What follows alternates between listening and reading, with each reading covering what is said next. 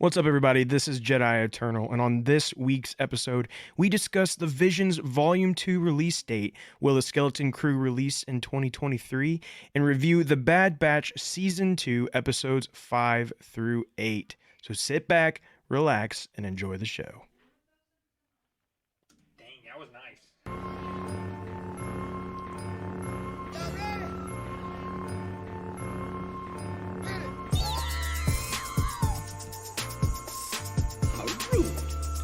Hello there. That's sauce. Where have you been? I find your lack of faith disturbing.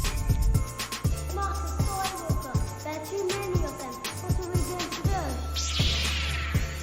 This is where the fun begins. Hello, everyone, and welcome back to Jedi Eternal. I'm one of your hosts, Andrew Bullen, alongside Braxton, the Disney... Just coming to someone on the spot, huh? I see the wheels turning over there. No, I actually had one. I was gonna say the Disney adult, but I just started cracking up before I could get it out. I'm glad you didn't say that one. Well, I did though. No, I mean, I not still really. did. By proxy, I Hold on. suppose. But And Braxton. hey, no. Welcome back, everyone. Yes, It's been a wee bit. for a good reason for ourselves, at least. Yeah. So, we went to Disney. We took a trip, and that was quite the adventure. We'll talk about that a little bit, but we did happen to record, since we did our previous episode. Yes. We recorded live for our 3 years. So Yeah. if you don't have any connection to our Facebook, but you listen to our podcast, well, let me tell you, if you go over to our Facebook, we do have a video on there where we celebrated our 3 years of being a podcast. Yeah. And so you can go and check that out. We also reviewed one of the horrible episodes of The Bad Batch. Episode 4. So if you see Yeah. this and you're like, well, why is this episode 5 and why'd you guys skip 4? Well, we didn't. It's just on our live video. Yeah. And also, yeah, it's one of those things too. It's like, where, like, are they going to do anything like episode wise for the 3 years? Like, well, typically we do that as a live stream so that we can interact with you guys and stuff. So although it has already occurred, feel free to go watch it. It's a lot of fun. Like I said, it's like usual, it's about like 2 hours long, but you can always skip through it and stuff like that. But there's a lot of fun things throughout. So, it'd be fun. Check it out.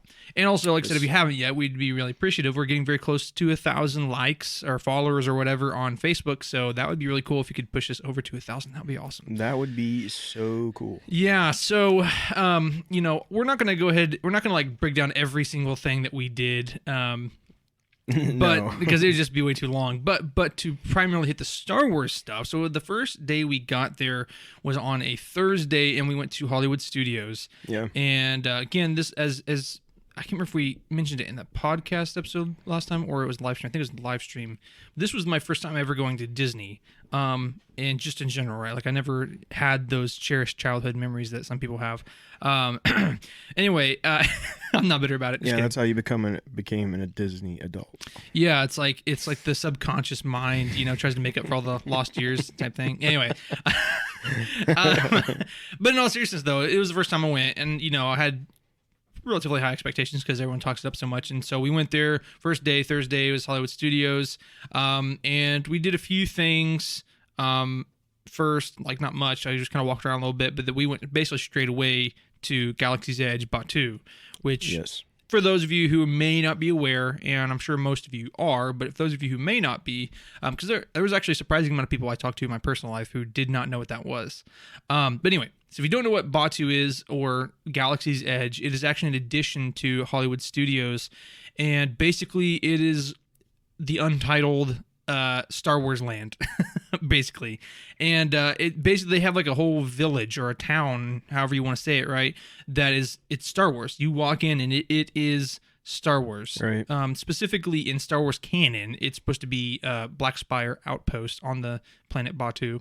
But it was pretty incredible. It was a really incredible experience, and if anyone has the opportunity to do that, I would highly recommend it. Even if, I would say just specifically for Star Wars fans, right? If you're a really big Star Wars fan, I would even say like just get one ticket and just go to that one park and just, you know what I'm saying? Yeah, no, for sure. I mean, it is if you had to pay $150 to go see that, which, you know, you would have to, right?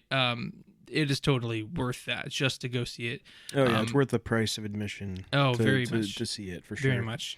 And of course, everything else in Hollywood Studios was kind of a bonus on top of that, right? But in terms of for our podcast, you know, there is just, like I said, you can go to the page. I took several pictures and videos that I had uploaded to our Jedi Eternal Facebook page, and there's just some really cool stuff. But like I said, it's just like a whole town. I mean, you're in Star Wars when you're there. Yeah. And we went to basically the cantina. It's modeled after the Mos Eisley cantina. Like a little bit smaller and stuff, but it's just, it looks incredible in there. Mm-hmm. We got some weird, goofy space drinks that had bubbly things in it. Yeah, I already forget which one it was. Yeah, we were saying like last time it was like cyber something, but it was not cyber. It was I can't even remember now. Hyperdrive. That has something to do with hyperdrive. I don't remember. Anyway, it's like a greenish drink that has like literal dry ice at the bottom, so it makes your little boba. It's a neat little things. drink. It's cool. But there's there's a droid in there, and he's like playing as a DJ, and all the workers in there, they're they're very into their position, should I say? Yeah. And so anyway, we did that. Of course, you know, as you'll see in the pictures, we went and saw the Millennium Falcon, life-size Millennium Falcon, which is very, very cool. And then we went into a ride, quote unquote, inside of the Falcon, but it's, you know, adjacent to it. But it's supposed to be as if you're inside of the Millennium Falcon, and you get to, me and Andrew got to be the pilots, of course. Yeah, it worked out perfectly. It worked out perfectly, yes. For anyone who has rode it, or maybe if you haven't rode it, it's, or is it if you haven't ridden, if you haven't, I'm not sure. However whatever that's Rowden. Okay, if you haven't rowden it, I don't know. I'm horrible. I'm just a Indiana boy out here in the cornfields. Anyway, it's the pilot. So like one pilot's the motion up and down, and the other one's left to right, and then there's like engineers and there's gunners. Gunners, yeah. Well, the engineers and gunners, literally all you do is press buttons. Yeah, that's like as they light up. Yeah, it's really not the full experience. Yeah, the full experience, and secondarily too, like you're sitting behind everybody too. You're sitting behind everybody. Yeah, it's just you're just kind of along for the ride, really. Yeah. The real experience is being in the in the pilot seats. Yeah, the cockpit. Being essentially being like, you know, Han and Chewie. Yeah, exactly. You know? Exactly. And so we got to do that.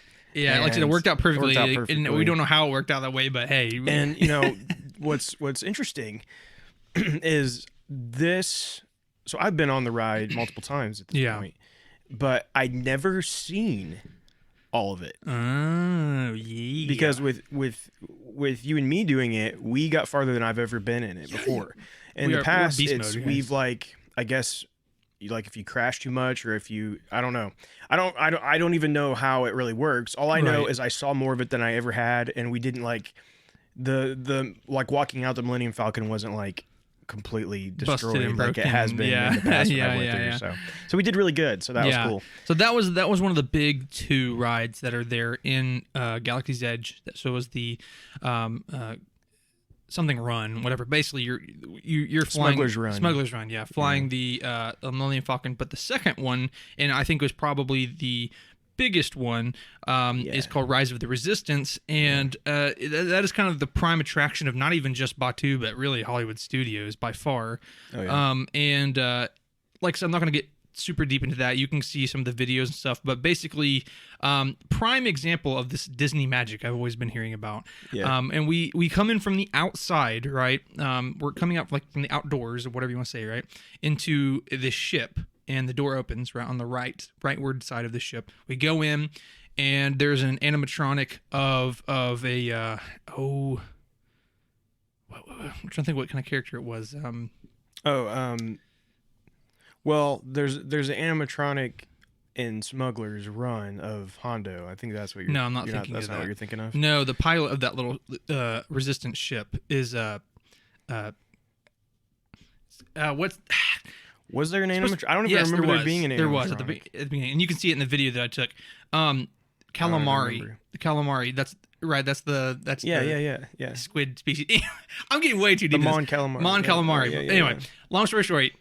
I don't even remember that. There's a really lifelike animatronic, and there's 2 windows in the front and back that's supposed to simulate, like, being in space or whatever. So we're being tracked down by the First Order. And there's a Rey hologram, which is even before really that, cool. yeah, that was incredible. It's so cool to see. It's a legitimate hologram. It's insane. It's a legitimate hologram, and the video that I took doesn't quite capture it, but it's still pretty cool. And you see BB-8 as well, like a actual BB-8. But anyway, so we get inside the ship, and all of a sudden the whole thing is like shaking and moving and stuff because we're being attacked by these First Order TIE fighters. And all of a sudden we get hit by the tractor beam of this Star Destroyer. And, you can feel like that tug. It's just so cool. But anyway, we finally get into it. And so we came into the ship from the outside.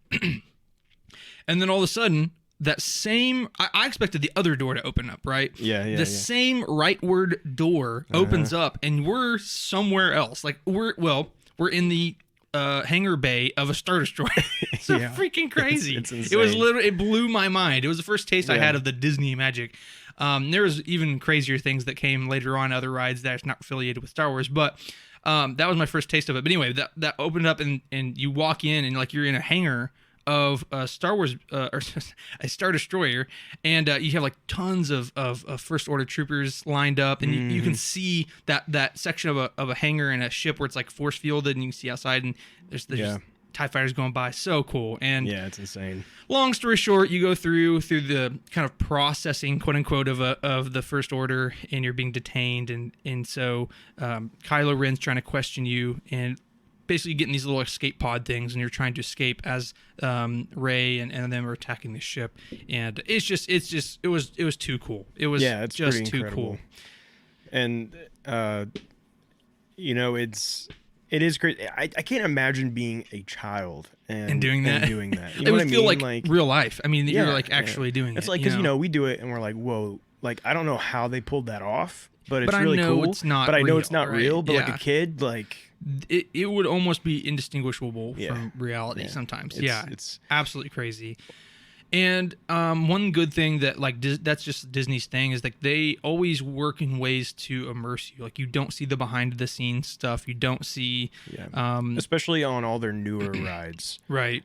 Anything they've put in recently, it's like and something that I've found them doing that's really cool is making like part of the line part of the experience. Right. It's not just a line. There's a huge part of Rise of the Resistance that is technically you're just waiting in line, essentially. Right. Well, but they make it into a really cool experience of being in line. And so technically us going into that Star Destroyer hangar is like that's technically still the line. It's still and the that line. blew my mind when Andrew leaned over and was like, "No, this is still the line." I'm like, "What?" Yeah. Anyway, but and I wasn't even just referring to the rides. I'm saying like the whole park itself, because so we get done with it, we're before and after, we're walking around Batu or whatever, and it's just like you're walking down the streets of a Star Wars town. I mean, and we went down, there's like these market street that we walked down, so both sides there's shops that you can go into, and little snack areas. And then we went to the Ronto Roasters and got a Ronto wrap, which was very good.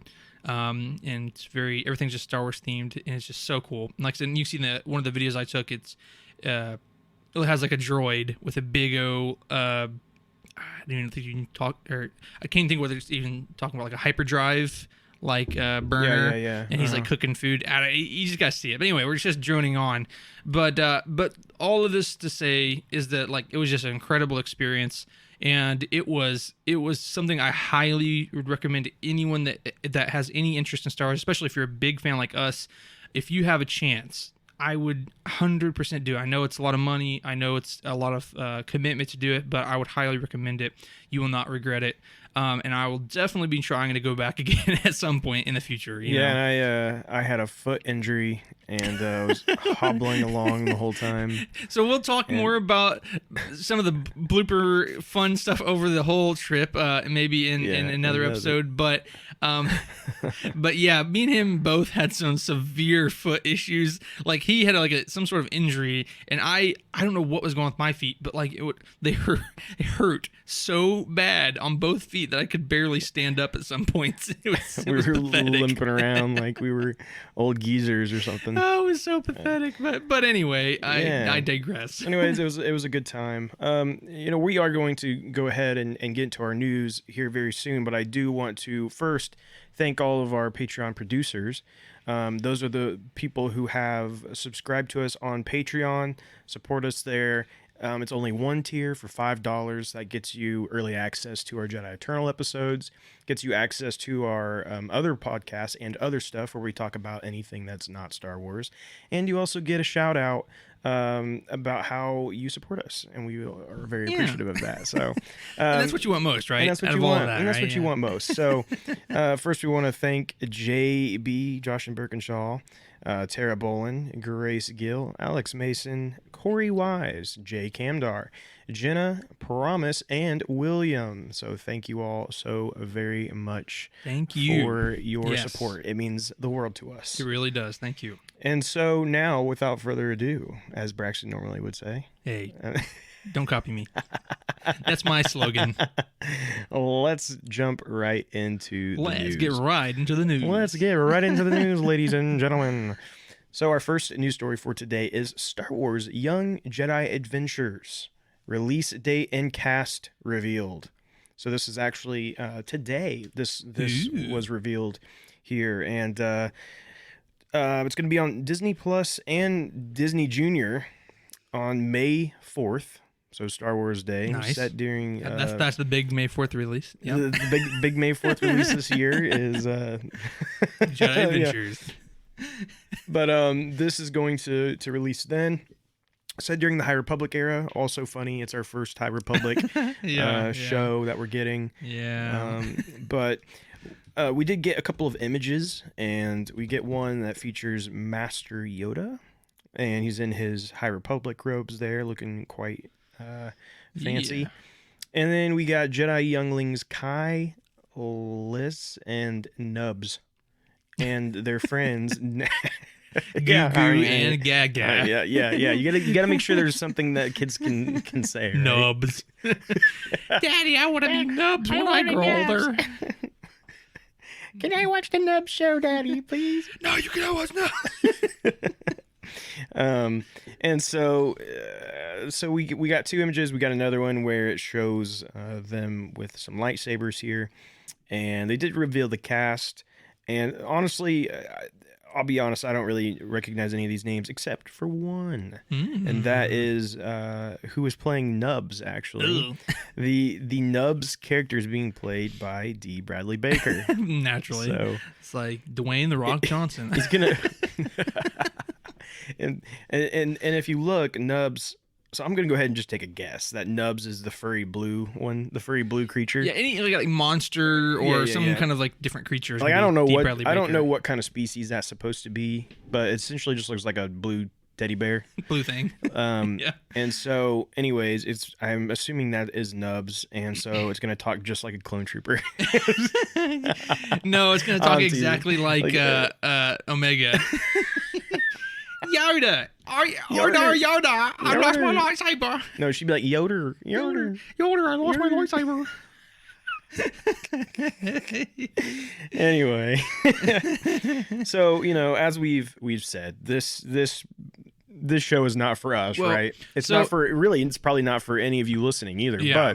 But however, there is a place for this, and honestly, had this been a few years back, I would have been even more like, eh. But with the arrival of my son coming, this does put it into perspective a little bit. This is a preschooler set show, right? Yeah. So not long after this releases, I'll have a son that could watch this and enjoy it.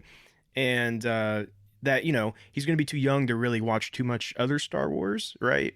But this is something that I'll probably be able to let him watch and not have to worry about like the violence of it or etc. He needs to be indoctrinated some violence early on though, right? We're going to train him to be a young warrior, but whatever. But it's still like the idea of the Jedis and stuff. You'll get a good feel for that in something like this. So I think that it totally is a cool thing to have. I do find it hilarious that this is our first show we're getting of the High Republic is this preschooler show, right? Which is just too hilarious, honestly. Yeah.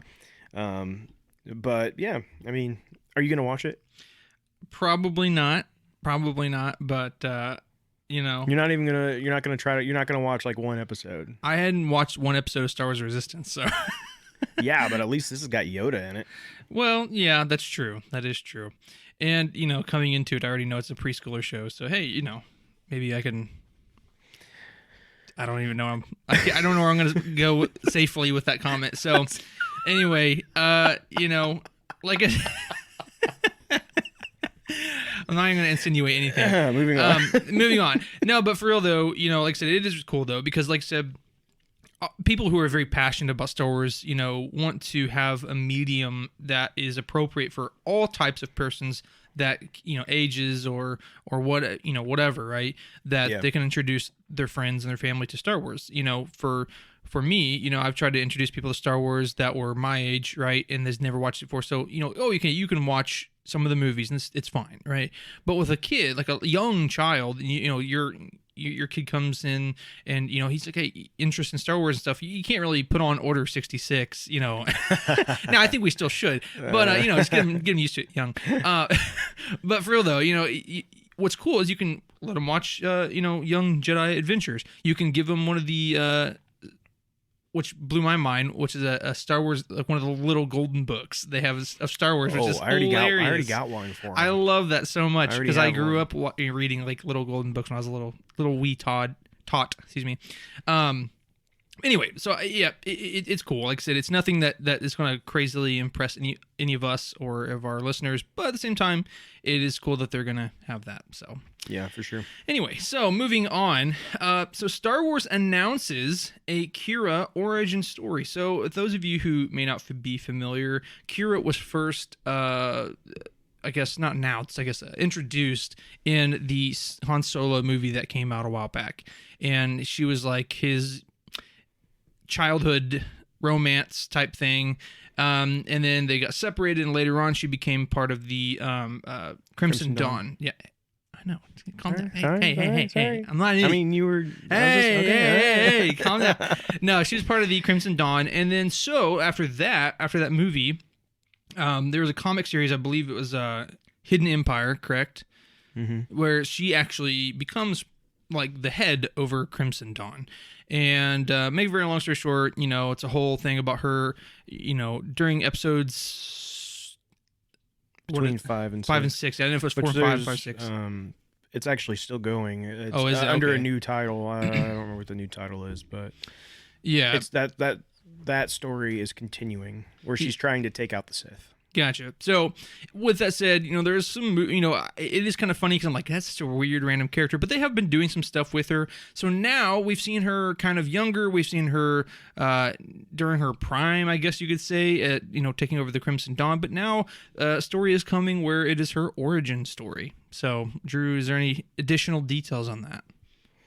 Yeah. So I think the way that they list this is maybe a little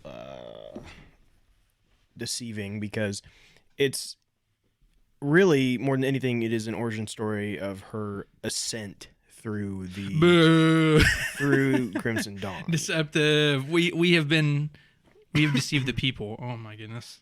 It's it's more about that. We got a couple of novels of Han Solo and Kira in their younger days, but this is actually this will be set. It's a little unclear if this is only going to be during between the prologue and then when we see her at the later in the film of Solo, or if this is going to also show her after the events of Solo. Right. But we know it's definitely going to be set during her time with Crimson Dawn. So there's a lot of story there to be told. I know a lot of people want to see what happens with her and Maul. Yeah. You know, and so I'm not sure if this book will reach that point or not. But what I will say is this is written by E.K. Johnston, and E.K. Johnston wrote the Queen trilogy. Okay. And she did a pretty good job with that. You know, we've talked about that before, and how it was definitely, I think, geared towards a female audience, but it had some decent stuff in it, and it was well written. So I think with this, there is potential. Maybe she's planning another trilogy, and you know, and so maybe this is only the beginning of the story with Kira she's going to tell. But that's also if they have no intentions of ever showing the Kira and Maul story in live action or animated. I know there has been a lot of rumors and a lot of talk about something in the works with that. However, with Ray Park and his antics on social media, I don't know that they'll follow through with something like that ever happening, because I know he's seems kind of off his rocker lately with some of his posts and stuff, and so I don't know what's going on there, but so I don't know, we'll see. But this book I believe comes out in, this doesn't show the date. I know I saw the date somewhere, but it's later this year, like towards summer, I think, sometime during the summer maybe. Yeah. But I'll definitely be reading it, and I'll give my thoughts whenever it's released, for sure. So. Nice. Okay. All right, but let's move on to our next story here. And this one, I'm not sure how to feel about this. The Mandalorian Season 3 is being scored by Joseph Shirley. So, now, before anyone panics too much, Joseph Shirley did work on the previous 2 seasons as part of Ludwig Göransson's team, but he is now being credited as the main composer in the 3rd season. Yeah. So, what's your thoughts on that? Now, I will say, he was also the main composer for the Book of Boba Fett. Yeah.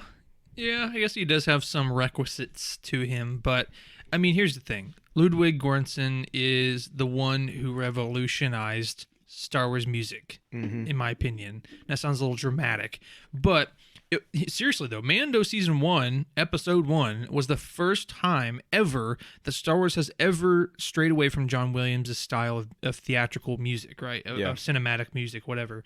And obviously Ludwig wanted to go in a very organic direction where it was very reminiscent of like space opera, but also Western and also like almost like Japanese samurai type thing going on too, and also introducing some very unique instruments to just give it a very organic, breathing feel. Anyway, I'm kind of over talking this, but the point I'm trying to make is that Ludwig is the one that revolutionized this, and so we're only 3 stinking seasons into this, and the dude's already not the main composer. Like I said, so Joseph Shirley, like I said, he's worked with him, so he's got a taste of his style, and he did Book of Boba Fett, which it didn't stick out to me as much as Mando, but I don't ever remember thinking like, oh, this is not great music. You know what I'm saying?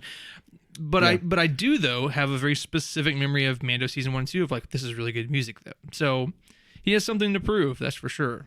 Oh yeah, for sure. And you know, there are rumors that Ludwig wasn't super involved in the 2nd season either, even though he was credited as the main composer. But that's just rumor. But I know, I mean, he won an Emmy for the Luke's entrance in the finale of the season 2.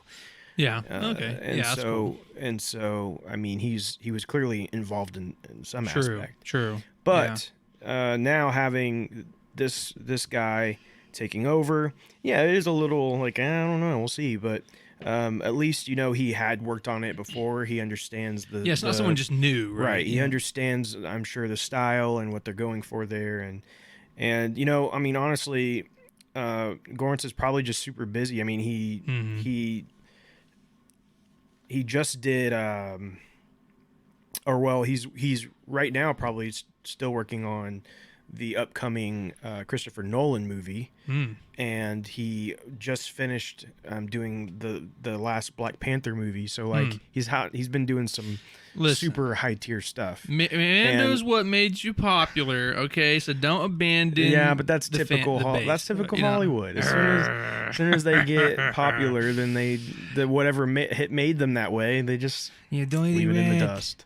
You forget the family. Family will forget you. But yeah, it is kind of disappointing. But yeah, I mean, it is what it is, right? It's just the cycle of nature. That it's like. Did you just try to scroll up? I did, yeah. Yeah, because normally I have my other case on. Yeah. That has the touchpad right here. No, it's not really that important, guys. It was just funny to me in the moment. So anyway, so yeah, so we'll see. So it'll be interesting to see what ends up happening with that, and like I don't have any anticipation that's gonna be bad, but we'll see if he lives up to the hype. So our last and final news piece for this week is that it's a little bit older, but it's big enough that we thought it was important to still mention, and that is Visions Volume 2. We discussed this in our live stream, but we do have a release date, and also all studios have been revealed. So along with Young Jedi Adventures, it will actually debut on Star Wars Day, May 4th, 2023. Yeah.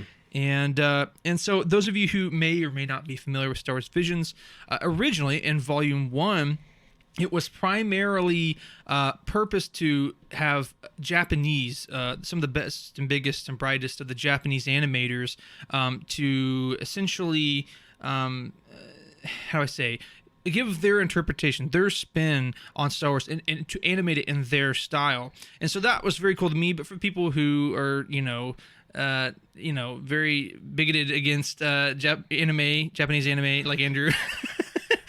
He did not like it. I never said that. Yeah, you said it. Just go back, folks. How he talks about it, it's, whatever. It's unconscious bias, whatever. But what's very cool about Volume 2 is that it takes the heart of that same thing, exploring other cultures and other societal interpretations. Sorry, rubbing the mic. Sorry. Societal interpretations of Star Wars in different places, right? So we have 1, 2, 3, 4, 5, 6, 7, 8, 9 new studios, essentially, right? Animation studios that are from all over the world, and we're going to get more into that, but just listen them off real quick. Is Cartoon Saloon, Punk Robot, is MIR Studio, I believe. Aardman. I'm probably gonna say all this stuff wrong. So. Right, no, yeah. Triggerfish, Dart. Okay, I'm not gonna even try to say that. Studio La Cachette. Cache. What? Huh? Don't make fun of me. You said what? Huh? La Cache. That is not what you said. What's a cachette? We're gonna. But. I'm gonna go back through and edit and put some honks. Oh, you're making. woo, woo, woo. Beep, beep, beep, beep. Anyway, of all of our French listeners, I may be mispronouncing it, but he's making fun of your language. So anyway, 88 pictures, and last but not least, I wish I could do an otter or not an otter, a dolphin noise right now, like it does in SpongeBob. And the last one is, I believe, is El Giri Studios. So anyway, yeah. So the first episode is entitled "The Sith," and that will be by the El Giri Studios. And so the writer and director for that is Rodrigo Blas, I believe it is. And I'm just going to go through these when we get into it more if you want. But the second... well, I do want to mention on that one that it is... he's the director of that. He's worked on a bunch of Pixar things, such as Finding Nemo, The Incredibles, Ratatouille, WALL-E. So I think that I'm really interested in that one because first of all, it's titled Sith, but also Yes, naturally. having a writer and director that is such high prestige. I think Right. I'm pretty excited to see what that is. I guess I could have like mentioned like what country they're with, but obviously El Giri or Giri or something like that is Spain. I mean, I think it's pretty obvious. So the second episode is going to be Screecher's Reach, and that is by Cartoon Saloon and director Paul Young. Cartoon Saloon is from Ireland, yeah. So I'm just reading through some of the stuff here. But it does say that he produced the animated features My Father's Dragon, Wolfwalker's Secret of Kells, Song of Sea, etc., etc., etc. Yeah, I didn't recognize any of those. Yeah, not as much that I'm familiar with either. And then so third episode is In the Stars by Punk Robot. Writer director is Gabriel Osorio. Let's see, Punk Robot is I'm trying to go back quick. Is Chile. Yeah, so he has worked on a lot of Chilean things that I've never heard of. It's a lot of again, a lot of things that I've not heard of.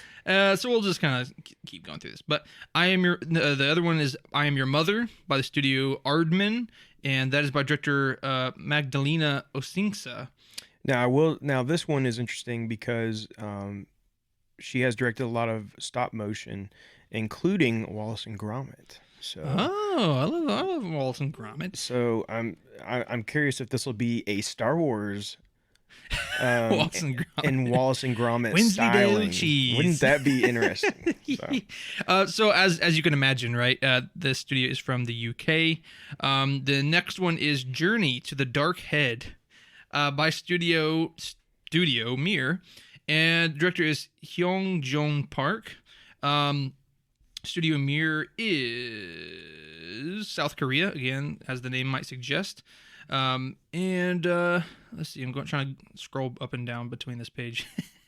But so he's worked on again Dota Dragon's Blood. So that's actually I'm not super familiar with it, but I know it's a pretty bigger thing, right? Dota is like a video game, but was transferred, I think, to a Netflix series. Yeah, it says he's directed animation for dozens of cinematic game trailers, but has recently expanded into animated series. So that's kind of interesting. Yeah. The next one is The Spy Dancer by Studio La Cachée, and writer is Julian Ching. I'm not sure. I'm probably not pronouncing that correctly, but of course, as the name suggests, that is from France. And let's see here. I'm going through some of the things that she has done. Again, a lot personally of things I'm not as familiar with, but hey, she's gotten Academy Awards for them, nominations, and a lot of great things on her docket there. The next one is Bandits of Golok, which is 88 Pictures, and the director is Ishan Shukla. And 88 Pictures is from India. So, yeah. Another one where, again, not as familiar with the things that they've done, but has a lot of kind of well earned rewards and whatnot on their work. Okay, second to last is The Pit, and this is D'Art Stagio.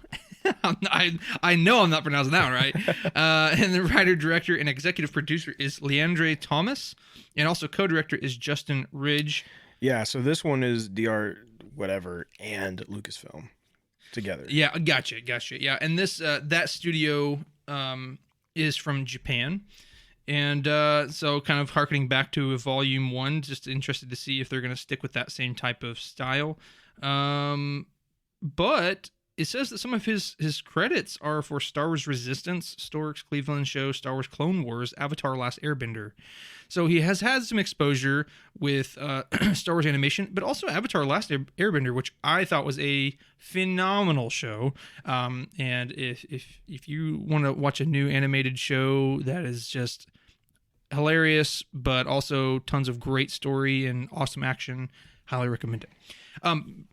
So he has a lot of, well, all of them do. The studio and specifically Justin Ridge has some great stuff under their belt. And then like Leander Thomas, they have, stuff, Light and Magic, Mandalorian, Obi-Wan Kenobi. I mean, so again, this is people who are very in the Star Wars world. And so the last one is Au's Song, I believe it is, by the studio Triggerfish. And the writer-director is Nadia Darius and Daniel Clark. and this studio is from South Africa, so that's gonna be pretty cool. And let's see here, reading through some of the things that they've done here. A lot of BBC stuff. So again, maybe those of you in the UK, like JB, I don't know if you know anything from them, but yeah.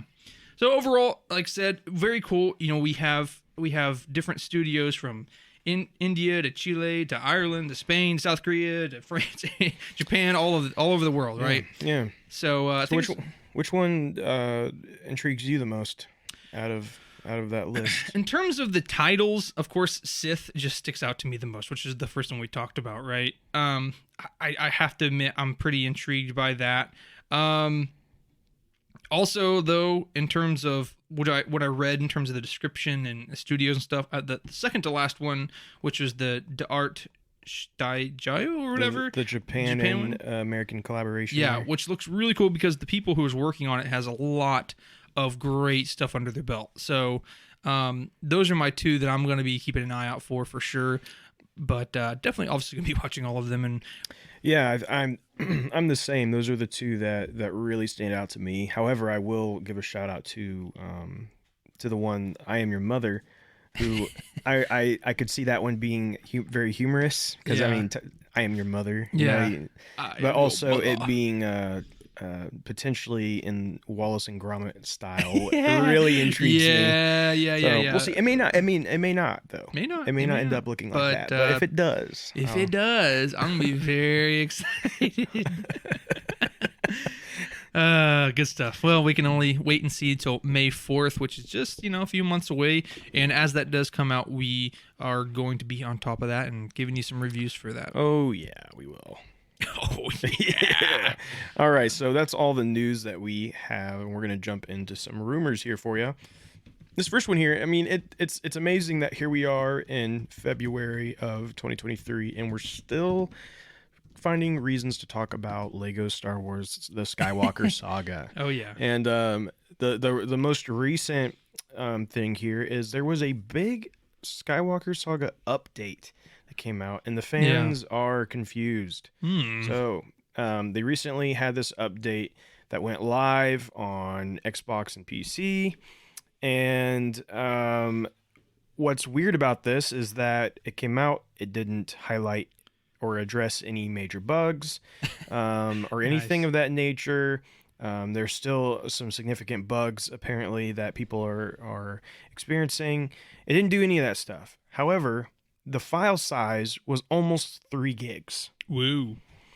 So for those of you in the gaming community, you'll know that a 3 gig update, especially for games such as the Skywalker Saga, that's pretty hefty. Sure. For a game that doesn't really hold that many gigs right on its own, especially for it to not show or to have anything to show for it, right? Yeah, exactly. Nothing considerable to add. Yeah. So the new theory coming from this is that, and also aligning with some rumors that have been going on, is that this is setting the stage for a major DLC drop that is going to be The Mandalorian. And this isn't what we've been getting, where we've been getting characters. Right. But this is going to be an actual new story content of The Mandalorian.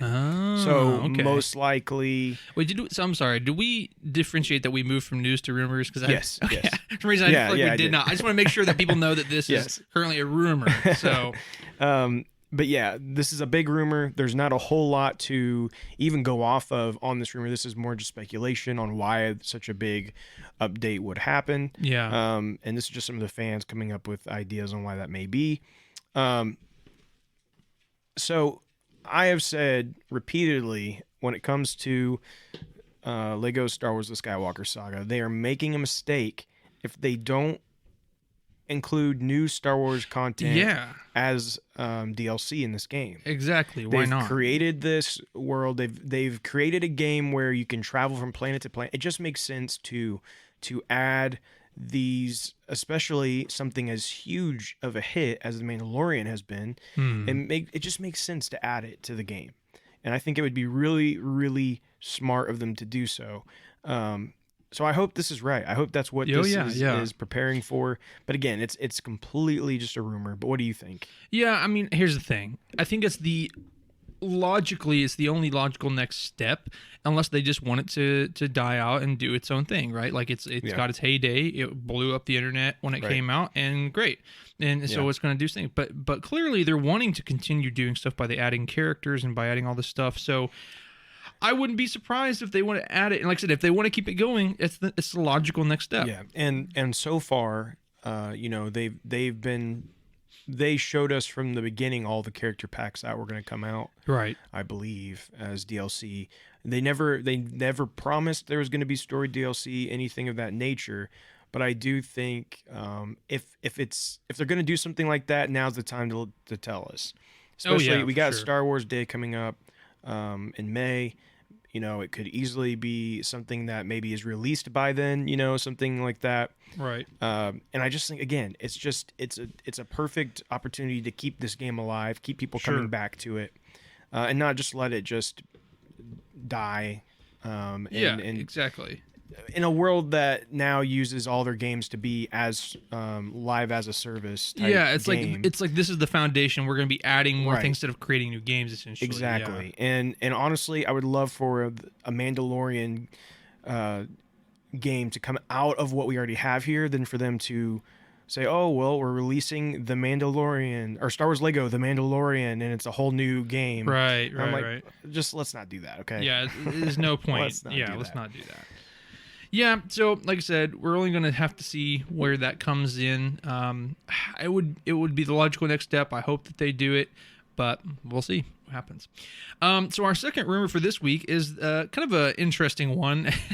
I feel like it's kind of inevitable, and we have made jokes about this before, but Daisy Ridley, who played Rey in the sequel trilogy, episodes 7, 8, and 9, says that she is now open to return to Star Wars, which is a very funny 180-degree turn from after what is it? Basically the final movie. I'm blanking on the name for some reason. Rise of Skywalker. When it came out, basically she said everything, but like, I'm done with Star Wars. I don't want to be a part of it. John Boyega, Daisy Ridley. What's the last guy's name? Wow. How would I forget his name? Seriously, he's been in other stuff too, so it's like, how do I not remember? It's just completely escaped me. Oscar? Is that? Yeah. What's his name? Why is it not? Hold on. If I can look it up real quick. We like Star Wars, I promise. Oscar Isaac. Oscar Isaac. It's like the two first names. Right. The two first names. Yeah. Oscar Isaac. Yes. They all three said like, oh, I'm not interested in coming back. We're ready to move on. Blah blah blah. And like Daisy Ridley even made the statement like, Rey's story ended. I'm pretty sure here we are a few years later, and I'm pretty sure all three of them have already said like, oh yeah, we'd be interested in coming back. Yeah, it's always the same old thing. They always do this. That's how it works. But anyways, IMDb had asked whether or not she would like to come back to the franchise, and to which she replied while grinning from ear to ear, I mean, I'm open to a phone call. I'm looking for employment. Naturally. So it's all about the money around here, folks. Listen, it's going to happen. Right. Daisy Ridley will be back as Rey Skywalker. And here's the thing. As many people have said to their chagrin is that they did not necessarily like her character. They didn't like the story that occurred, but we can't deny the fact that a lot of the younger generations did like it and enjoy it, and B, we can't deny the fact that, hey, they have tried so desperately hard to push this sequel trilogy and push this character, and all of Batuu, right, and Galaxy's Edge is sequel trilogy. It's not anything else. So I guess what my point is that, I feel like it is, as long as she is willing to do it, it felt like it was inevitable that she would come back around and be like, okay, we're doing this. Yeah, we've always, I mean, even in our conversations, we've always said she's going to be back eventually.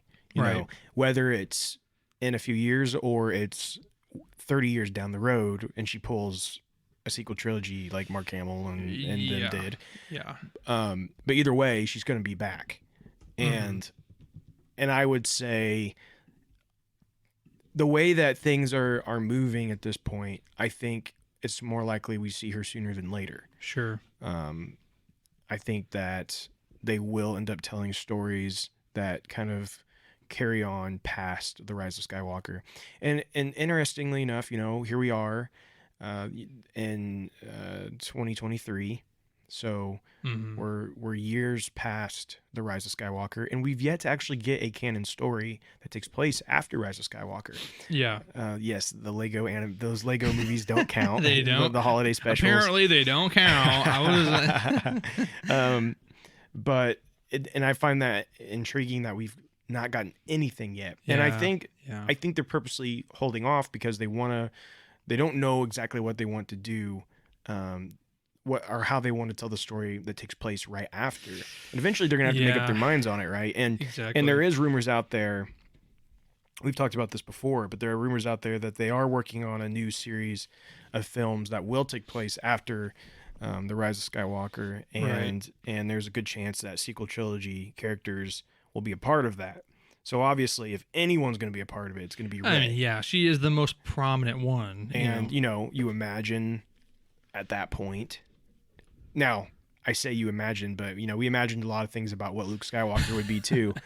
But you imagine she'll have a Jedi temple that's going and probably flourishing, and there's more Jedi now again, and that's where I assume the future of Star Wars goes from here, because that was essentially what Luke Skywalker did, and they kind of messed with that and changed it to where he tried and failed. Yeah, but in Legends, he had a very big Jedi, very successful Jedi temple, and tons of Jedi came out of it, and all that stuff, which is what we wanted. But anyway, but I think there's a good chance we'll see kind of that, but with it now being Rey instead. Yeah. And so that's just what I think we'll eventually see. But I still think we're a ways away from ever getting anything of that just yet, but I think that's where we'll probably be headed when we finally get the future of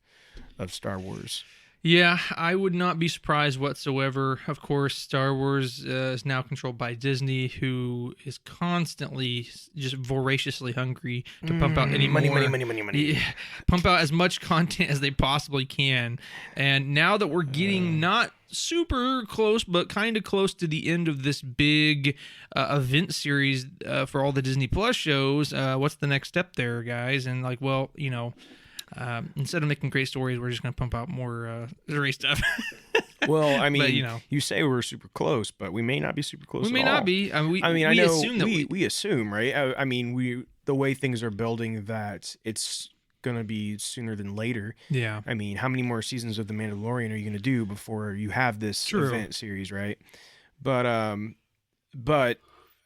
yeah, I mean, I think you're absolutely right. When that starts to wrap up, what is the anticipation for next? Yeah. And I do think that we're going to have to start to really build up anticipation for whatever these movies are going to be. If they can whatever that might be. If they can listen, if we have the next celebration in April, if no movie is revealed at Celebration, I don't even. I'll be blown away. Yeah, they have to tell us some kind of movie plan at Celebration. Don't you agree? Yeah, there has to be something. Like I said, presumably we are nearing the end of a lot of these Star Wars Disney Plus shows, right?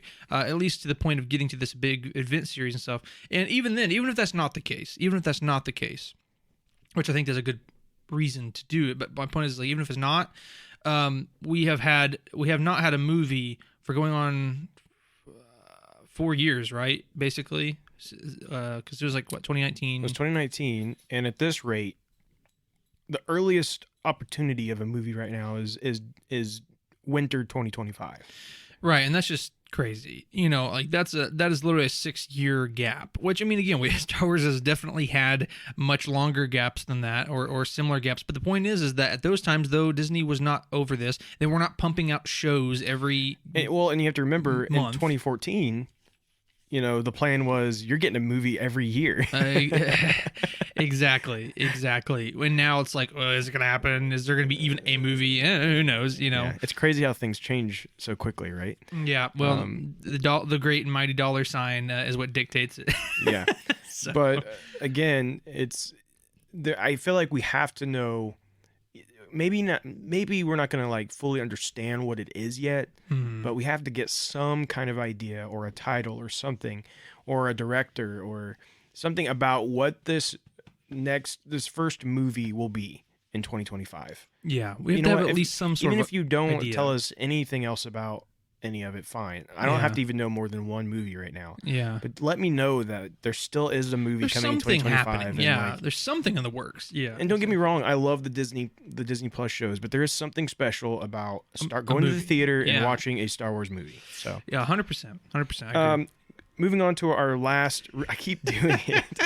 For those of you who may not be aware of what we're laughing at, Andrew has his iPad up, and it's like as if he has a laptop and he's doing the trackpad, but it's a felt so cover. I have like the iPad, the one that attaches to a keyboard, and I always use that when we do this.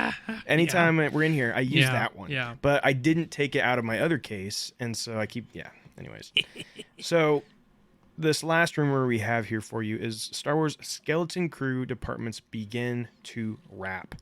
So, and no, we're not talking about wrapping like the music, baby, and we're not talking Dirk. about wrapping gifts. We're talking about wrapping up the show. Yeah. So they're almost done. It says here in this report, as of a few hours ago, the stunt department working on Skeleton Crew seemingly concluded their work in the upcoming live-action Star Wars series. And they said that's a wrap on Skeleton Crew. Once again, I was lucky enough to be surrounded by some of the most amazing stunt performers I have ever worked with. And they did share a picture of like a jacket that they got. It's not fair. I wish I could get a jacket. I want that jacket. But this is good news that, if the stunt people are done, that tells me that we are, I would say pretty much almost done with all of the filming in this. Of course, they might have some reshoots, those kind of things, but I would say most of the actual being on set filming is done. Mm-hmm. Yeah. And so the question remains, do we get Skeleton Crew this year? Yeah. Well, that was the big thing, and we had I think it was last episode, maybe the 2 episodes before, where we had kind of the big reveal of like, hey, this is what was coming out in 2023, and I'm failing to remember now if Skeleton Crew was on it, because I feel like it was, right? It was on that release notice that like it was supposed to come out in 2023, but we're like, hey, is it though? I don't know. Yeah, it's all been kind of sketchy. Nothing past, as far as live action goes, the only thing that we know for a fact has a date and is coming out this year is The Mandalorian. Right. Yeah. Now, Ahsoka is expected to come this year. Mm-hmm. I think Ahsoka is guaranteed for this year. Yeah, I feel pretty confident in that too. Yeah. But the toss-up is if Skeleton Crew also makes it this year. Right. Now, some people are holding out that the Acolyte is this year. I don't think that's happening at all. Yeah. Well, I think, like I said, that was something we was kind of like discussing a little bit last time. It's like, I would love to get it this year, but yeah, I don't think so, because there's just so many things coming out, right? I mean, we got Bad Batch Season 2 that's out currently. We got Young Jedi Adventures. We got Mando for sure. We got Visions for sure. Potentially Ahsoka, but confidently Ahsoka. And so I guess what I struggle to find how even Skeleton Crew and Ahsoka fit in this year together. Because Right. if they Yeah. are, you assume one is going to release during the summer, I guess, Mm-hmm. right? You would imagine. Yeah. And so who's gonna? I don't know. I feel like Ahsoka they're gonna want in that spot that Mando usually is in. Mando's later this year than it usually is, but typically Right. before Christmas, like Thanksgiving, Christmas, during all that time, Mandalorian for the first 2 seasons I think was going on or something around that. Right. And so, I assume that they're planning on Ahsoka kind of being in that prime time. And Skeleton Crew, if Skeleton Crew isn't ready yet, I don't see how it could be before Ahsoka. Right. And from what we've gathered, the events of Ahsoka are going to play into Skeleton Crew, right? So, Right, so yeah. Skeleton Crew should be following after Ahsoka, Mm-hmm. if the rumors are true on that. Right. So, because there's going to be some crossover. Right. So I don't know. To me, Skeleton Crew seems more likely to happen beginning of next year. Yeah, it makes sense. We're gonna get kind of wrap up 2023 with Ahsoka, most likely. Maybe right? a March release, kind of like we're doing right. with the Mandalorian this year. Yeah, I could definitely see that for sure. Yeah, and again, like we had a pretty good discussion about this, like I don't even know how many episodes ago, about this pretty much this topic and about which one's coming out first and how they play into one another and stuff. So if you want to go listen to that more, well, you're gonna have to go find it. I can't remember which episode, but there is some good discussion about that. But yeah, I mean, I definitely think that without 100% certainty that we're gonna get Ahsoka, and like you said, it's gonna kind of play into it. It's not gonna be this real disconnected show. It's going to be playing basically somewhat off the events of Ahsoka, just a little bit later.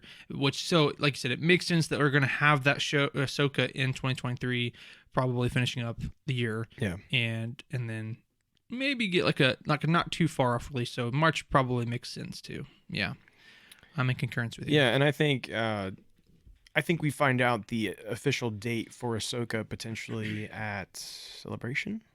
I think that would make sense. Yeah, I think that would make a lot of sense. For some reason, I was thinking like it was going on right now. I don't know why I was thinking that. What, Celebration? Yeah, because there's so many people on that Celebration page that we're a part of that they're just getting talking. hyped. Yeah, I think they're they're just getting hyped. They know it's on the way, so they're starting to really to really ratchet up the conversation. But no, it's beginning of April, I think, or maybe a couple weeks in April. I don't know. Sometime in April. I believe it's like the first week though, because it's like the same week as the birth of my son, so that should be interesting. Womp womp.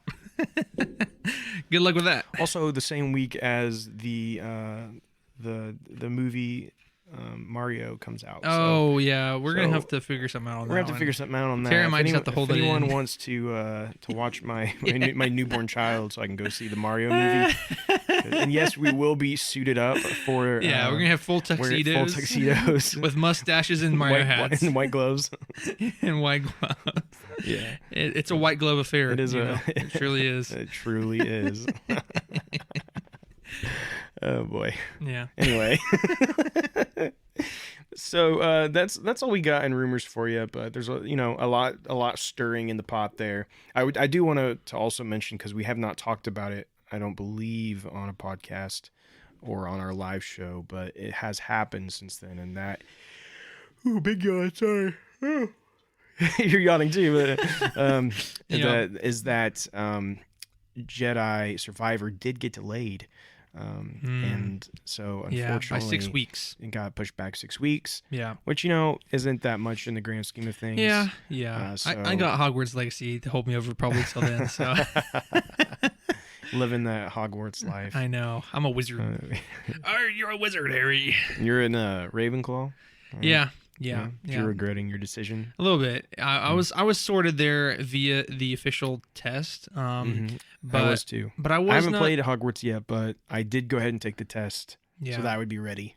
Yeah, this is completely off topic, but if you guys are interested in like Harry Potter world, right? It's like there are a lot of really cool resources, which I wish Star Wars had more of this, right? That you can like go to the WB like official Harry Potter like website. And you can take like the official test to see which house you're going to be in. Mm-hmm. You can take a test to figure out like what exactly your wand is like would actually be or whatever, and your Patronus and all this stuff. What was your Patronus? A red squirrel. Mine's a black mamba. Whoa, you're an evil snake.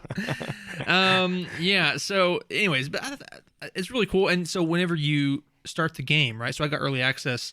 So I've been playing it for a couple days now, and when you boot up the game, you can actually port over your official website stuff, and so automatically it it goes ahead and puts you in the house. And when you go to Ollivanders, you get the wand that you're, you know what I'm saying? So it is really cool that you can do that. And like I said, I wish Star Wars would do more stuff like that. You know what I'm saying? Give us a that. Jedi Temple experience. Yes, like start exactly. out as a Padawan and exactly. you have to go to your Force technique classes Yes. and lightsaber classes. I agree.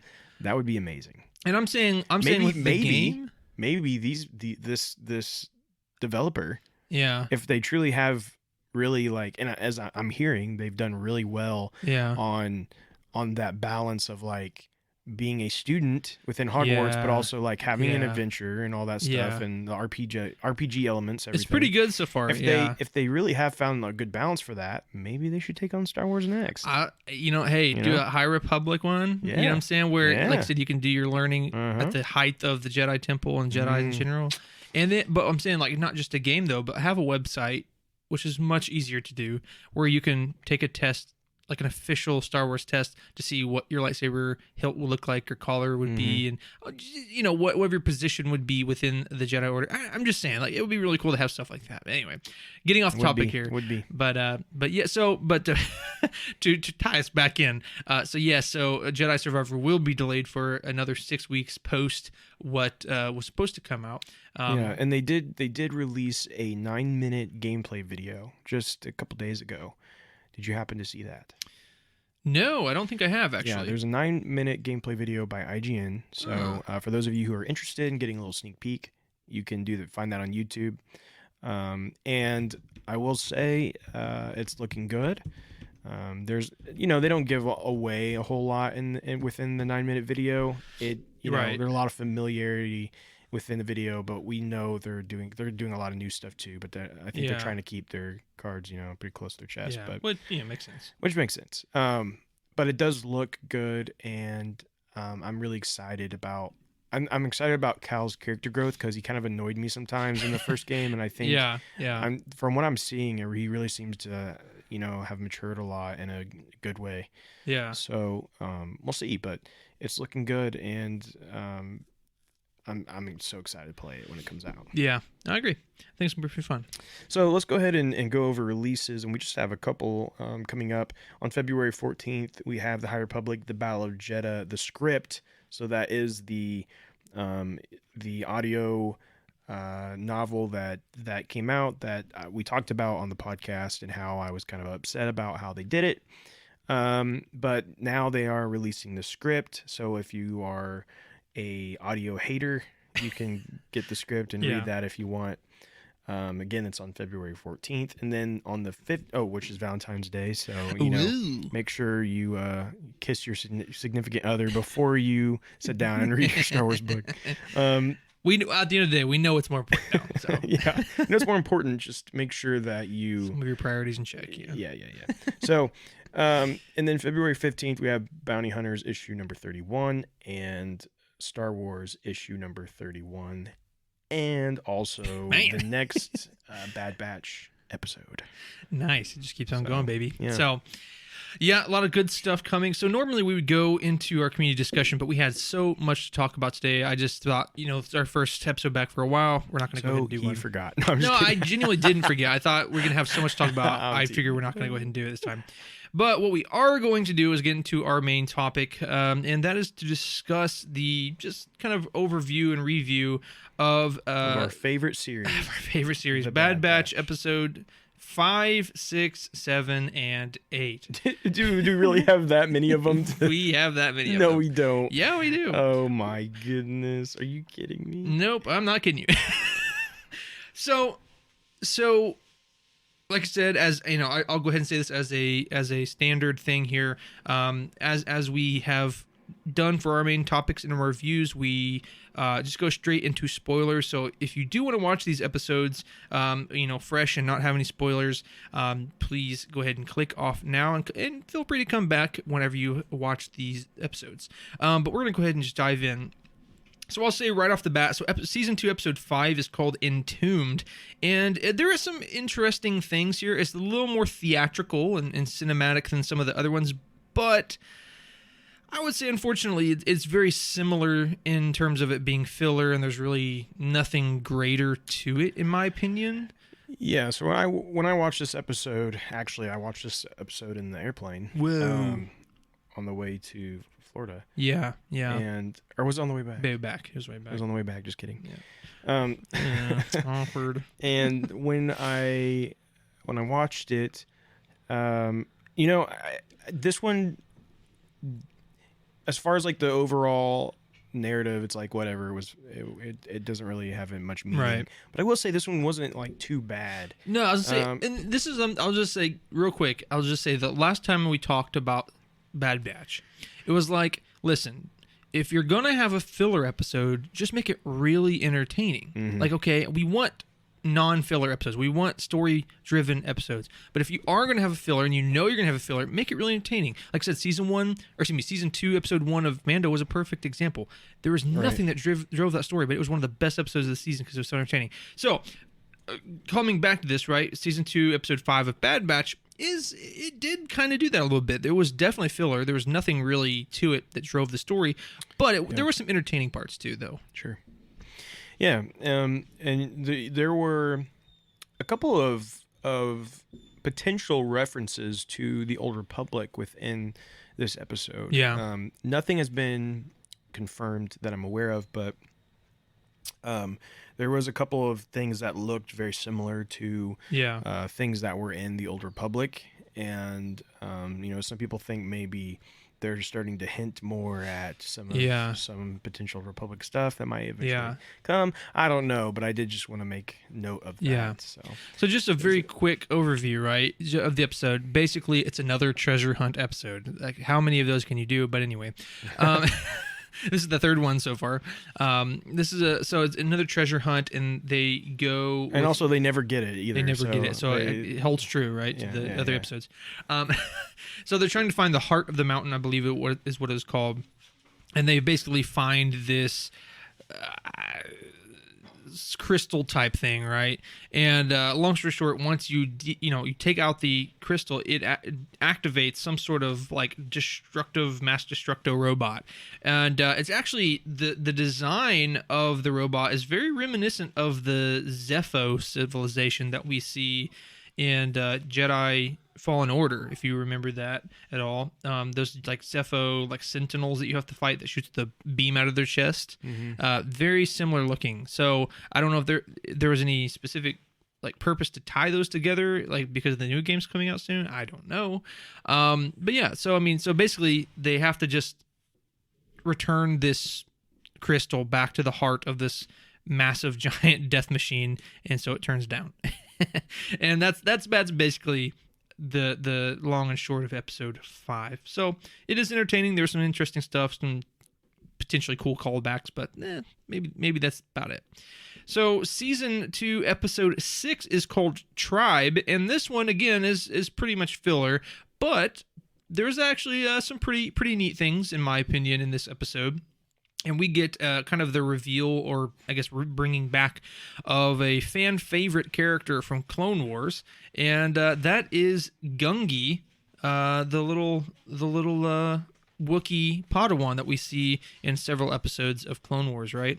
So basically, Bad Batch are doing their thing. They're trying to trade with these ne'er-do-wells, and basically, they're like slave trading robots, and they have captured Gungi. And I don't know, they don't really get into it, if I'm remembering correctly. They don't really get into how they captured him and stuff as much, right? No, they don't. But I will say I enjoyed this just because Gungi was in it. Yeah, exactly. Same here. Yeah. I was thrilled to see Gungi. I love I love his character. I think he's just you know, he's a Wookiee. He's got a big Exactly. heart, but he's also, you know, a brave Jedi. Exactly. And I just love that. I also love that we go to Kashyyyk in this. Exactly. Yeah, I love Kashyyyk. It's always cool to see Get to see some lightsaber fighting. You know, that's always a plus for us, Yeah, right? seeing a lightsaber at just period is always great. So yeah. So that was really fun. I did enjoy that episode. Yeah, and you know, again, like, did this episode do a whole lot? No. No, not really. But it did show us Kashyyyk and showed us kind of what was going on there. There's like a little cell of Wookiees that are kind of holding out. Unfortunately, probably not anything good coming for them because, as we know, like, the Wookiees continue to be enslaved. Yeah, up until the point of like Solo, right, where they're like legitimately enslavement. Well, right? Yes, but even past that, it's not until the after Return of the Jedi that they go back and fight and free all the Wookiees in Kashyyyk. So like they're literally enslaved for like that whole time. So So yeah, you're starting to see that kind of grip hold that the Empire is trying to put onto the area for sure. So anyway, but yeah, it was cool to see Kashyyyk, cool to see Gungi, cool to see lightsaber fighting. Like I said, didn't do a whole lot story-wise, but it was fun nevertheless. Now, we get into our mid-season 2-episode special, episode 7 and episode 8, and those are consecutively called The Clone Conspiracy and Truth and Consequences. And these two were actually pretty good episodes. Yeah, for sure. Similar in style and fashion to episode 3, which we also thought was a really good episode.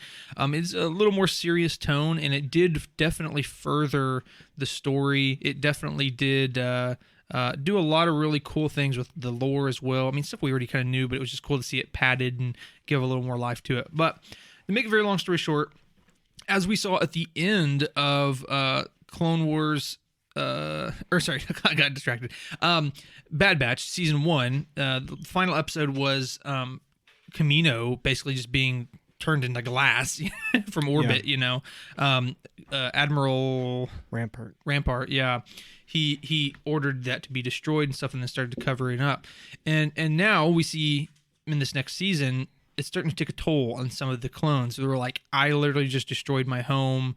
I literally just did some horrible things, and it's like no longer good soldiers follow orders. Like, I'm doing some like egregious things, and so you can kind of see some of these clones are like I got to do something about this, or at the very least starting to question this authority a little bit. Yeah, and some of them, you know, are getting older too, right? True, I mean, as they have accelerated aging. They have accelerated aging, and so some of these guys are already getting up there in years, and they're tired, and they're, you know, and here they are, they fought all this time, and now they're destroying their home, and it's just like, when does this end? Exactly. And so it's kind of a dual front issue here, right? And so they're dealing with this problem emotionally, mentally, morally, of like, how do we continue covering this up because it's horrible? And secondarily, on the other side of things, right, at the detriment of clones, is that in the Senate, right, they're going back and forth of like, basically like, hey, which we know eventually does happen, but they're going back and forth saying, defense hey, recruitment bills. We're going to abandon the clones and start recruiting just random people who are going to be loyal to the cause of the Empire. And so they're basically saying like, let's push it through. But we have Senator Bail Organa and Senator Pochi or something like that. Chuchi. It is Chuchi. Yeah. Yeah. Great naming. Yeah. Like Nubs, right? Nubs and Chuchi. Nubs and Chuchi. And Goo Goo Gaga. Nubs, Chuchi, and Baby Yogurt. Baby Yogurt. Evil clone Baby Yogurt.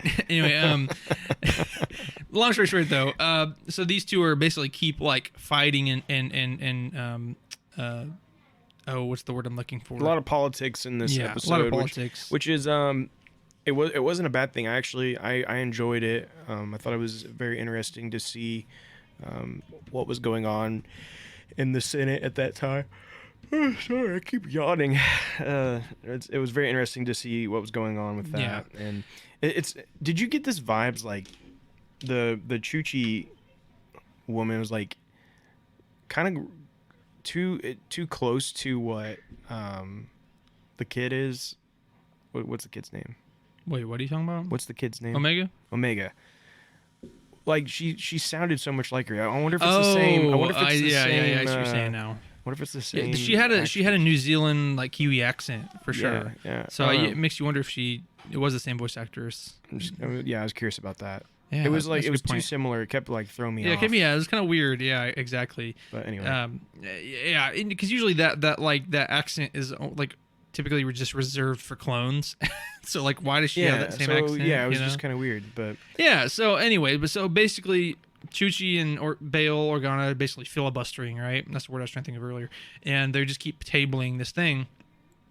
But and so Chuchi's like, hey, we want to at least, hey, if we're going to get rid of the clones, we want to at least help them out, right? Like we want to try to see if there's anything that we can help them with and give them a pension or do something like that. So she goes to these clones at this clone, bar essentially, and is like talking to them like, hey, it's inevitable that you guys are going to be tabled. It's inevitable that you're going to be decommissioned. And in fact, already at this point, if you go through so many cycles, you have to be decommissioned anyway. It's like, so help me help you to think about the future. So she's talking to them about their needs and getting a pension and stuff like that. But meanwhile, I'll start with an S. I'm trying to think this clone's name. But one of the clones that was on the ship with Rampart that fired on Camino basically came up to her and said, like, Slip, yeah, I think it was, yeah. Basically, he comes up to her and was like, listen, it does not matter what you put in Congress or in the Senate, excuse me, because Rampart's evil. And she's like, wait, what do you mean? So you go through the whole thing, and basically he says, I was on the ship. It was not a storm that destroyed Camino. It was Rampart and his Star Destroyers, and they glassed the planet, basically. And she's like, well, that's a pretty egregious claim. That's like killing all these people, like entire towns and cities of people. Right. And so she goes on this whole trip of trying to prove it, and she's trying to do all this. And we might be kind of crossing over between these two episodes because they're basically one story, right? Yeah, basically the same thing. Yeah, it's like a two-parter. But so essentially, so she's going back and forth, and so Rampart is like, we can't have this. We can't, have them questioning us and this come back to fruition. So he sends an assassin to kill Slip, to kill, Chuchi, just to destroy them all. And so he does kill Slip, unfortunately, but not before he calls in a friend.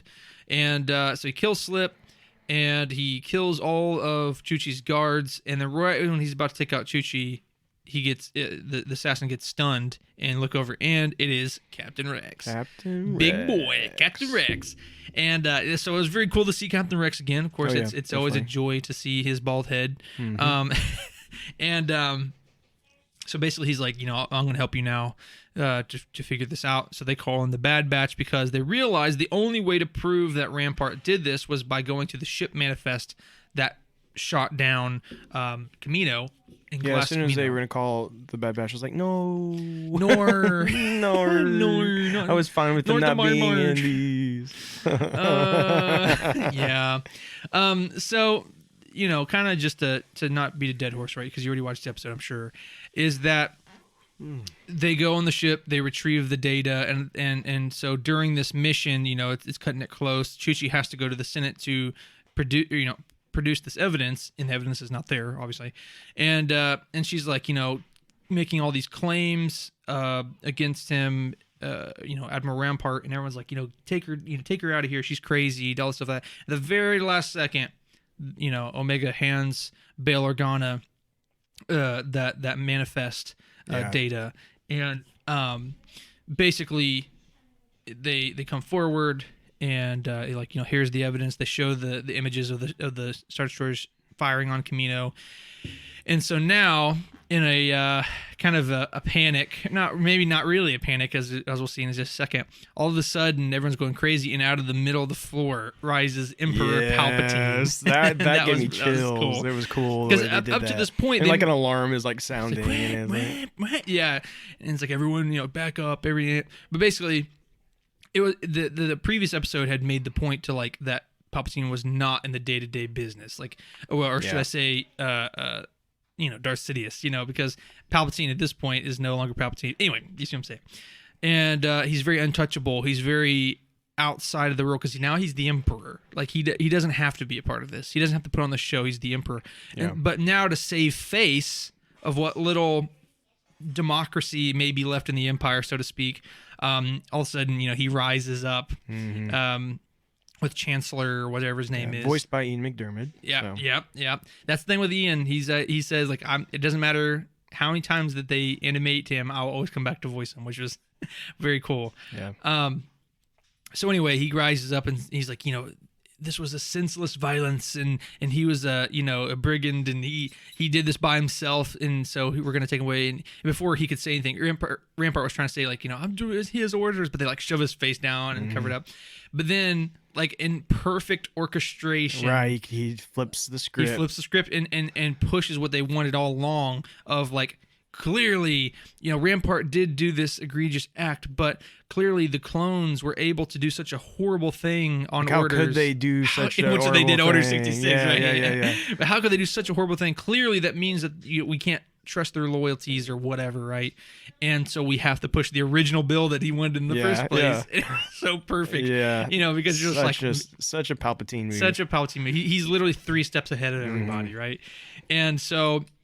Obviously, it's a big deal, though, and so all the clones are now officially being decommissioned. And then you see the official announcement of the Imperial Stormtrooper. Yeah, that's when we should be made safe in this galaxy from the new Imperial Stormtrooper. So it's a pretty cool moment to get, and that's a pretty big moment in Star Wars. It's not some new revelation, but it's cool to see those little bits of history that we know happened. We already know they happened that way. Right. We knew, but we're officially witnessing the exact events. And so, it was cool. So I like that. A biggest change to the actual story, though, was after all of this, that the clones are officially decommissioned. And up to this point, Captain Rex had been doing his best to just help clones. You go across the galaxy and do what he can to help remove their chips, inhibitor chips, and do different things like that. But now they're being decommissioned on mass scale, and there's a lot of bad things potentially coming for clone kind. And so the biggest part of the story is that now Echo has left the Bad Batch and is now going to join with Captain Rex to work with him to help the clones in whatever way they can. Yeah, so can we get that show instead? Yeah, so can we get that show? I like Echo. He's actually one of the best parts, one of my favorite ones. And so now that he's with Rex, I'm like, so can we watch that show instead? Can we change shift this now over here to this? Watch Rex and Echo, and so I thought it was interesting. We got Rex here, but just Rex. He didn't have anybody with him.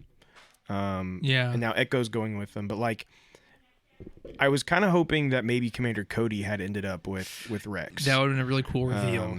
Because we know he left. We don't know. Well, we say left, right? We don't know for a fact, but it almost insinuated that he got killed. No. Listen, no, you're right. I'm not sure that I want that, but I'm kind of left it up for interpretation. But I like to believe he left before he got killed. Yeah. He was gonna get killed. Oh, for sure. I like to think he left before that happened. Hopefully. But I mean, So anyway, I mean, a show about Echo. Here we go. Let's get a show about Echo, Rex, and Commander Cody, and with Gungi. With occasional help from Ahsoka. Now that's a show. Now that's a show I'll be willing to watch right there. We'll call that the Good Batch. The Good Batch. I think that's a great thing that we can kind of splinter off and go in that direction. I think that would be great. I think I don't know why this came to my mind. Well, I remember distinctly remembering this last part of the episode when Echo's like communicating with them, like, "Hey, I'm quitting the Bad Batch," and Omega. I thought of you. Wait, now your tar. Wait, now your tar. What is she saying? Wait, now your tar. It's like the clones need me. We need your tar. Like if the one was around, I may have just like pushed her off a bridge or something. We need your tar. So all of our, well, we don't have these. She's not a good character. all of our potential New Zealand listeners, we're so sorry. We're not trying to make fun of you, but man, that is it's interesting. Yeah, it's interesting. Yeah. So one last thing I wanted to make note of in those episodes is there was also the clone that shot the other clone, Slip, the one that shot Slip. Yeah, that was an interesting little thing. That was a little too. interesting thing there because to me it seemed like this was a newer clone that was different than the rest, right? Well, but so it's almost like maybe they still have like a, and I don't know if this could potentially be the start of the Death Troopers. Or Dark Troopers, Death Troopers, yeah. Well, because there's both. Yeah. Now, Death Troopers is like the actual like people in the suits. You know, yeah. So I don't know if it's maybe like because we haven't gotten those yet, right? Have we? Or did we already see them? That's a good question. I'm trying to remember. I can't remember. I'm gonna say no. If they've already. I don't think so because I think they would at least have to have stormtroopers first because they were always in a stormtrooper. Yeah, I don't know. Let me. I'm trying to see if I can find anything. But anyway, so I kind of wondered maybe if it was something like that. But we do see them. We do see them in Rebels, but that obviously comes later. So anyway, well, because we also talked about where we thought maybe they were gonna. Have Echo and something like that, or not Echo. Yeah, the sniper, right? yeah. Didn't Crosshair? Maybe he was going to be a part of something like that in the first season, or he fought something that was maybe kind of like that, like a prototype. Yeah. I don't remember. I know there was something about that. It's been too long ago. Well, so what's interesting is in the prior episodes of this show, like there's mentions that Rampart had special funding sent to Kamino, and she's like, originally Chuchi was trying to figure out like what that was, like what was that funding going to? But it makes sense that maybe there's special clones that he built to combat the Bad Batch or something like that. He seemed that clone seemed even more just like evil, I guess. Well, right. So an interesting line was like basically, how could you kill your own brothers? He's like, because I'm a believer. Yeah, believer, right? Yeah, so I don't know. It's going to be interesting to see where that pans out. I assume we're going to see more of whatever that was. So. Yeah. So overall, that is kind of our review. 4 episodes in a row here. So we apologize that it's had to pile up like this, but to our own benefit, we went to Disney and you know all that good stuff. So we took a chill week, and then we did because it was dude. I mean, I still don't know if I fully recovered yet, but I swear that first week I came back, I was exhausted. Like I was every day I was so tired. But anyway, we'll go ahead. We've been talking for way too long, I'm sure. So we're going to go ahead and conclude. Nobody's even listening to this. Yeah, at this point they've already skipped Everybody has already turned it off. There were so many fun things throughout the middle of this episode that you could go back to if you skipped to the end. Or they have skipped to this point and they didn't listen to anything we just said. So now that you skipped it, let's actually just go ahead and go over again what we said. For my own sake, we're not doing that. We're going to go ahead and conclude this episode. This is episode 92, so we're getting close. We're getting close. So we appreciate you guys. Honestly, that's just the long and short of it. We appreciate you guys. Thank you so much for listening. Thank you for showing up. For those of you who did to our live stream, it was a blast, and it was fun to celebrate our 3rd year. Again, 3 years. It's crazy to think that we've been going this long, but it's because of you guys. So we appreciate you listening. Thank you for your continued support towards our podcast. And of course, we always want to hear from you. We look forward to hearing from you, whether it be in the comments, in our messages, whatever it may be. We would love to hear from you and say hi to us. We want to feel like we're loved to some degree, and so and it's the only thing that keeps us going. We want to feel wanted. Well, I want to be wanted, but. If you would be so kind and you do want us to keep going on here, we would be really appreciative if you would like and follow us on Facebook, on Twitter, maybe on YouTube and Instagram. we try our best to keep up with that, specifically Facebook, because that does seem to be where the most of you guys are coming from. We try to have like some weekly different news articles we find, memes, anything like that we try to find. And ultimately, we do try to have our community discussions on there. So if you have been hearing this for a while, our community discussions, you're like, where can I find that? It is on Facebook, and we try to post it the day before our podcast, which is usually on Wednesday. So if that is something that interests you, please go on over and check that out. And then last but not least, please follow us on Spotify and Apple Podcasts. And if you would be so kind, please leave us a review, because that actually does help us and puts us on the map for other people and helps us with any sort of Disney stuff, like getting books and stuff like that too. Yeah. But last but not least, we just thank you so much for listening, and please join us next week for episode 93. Last but not least, huh? You ruined my monologue. Wowzers. Last but not least, may the Force be with you, and we thank you for joining the Jedi Turn.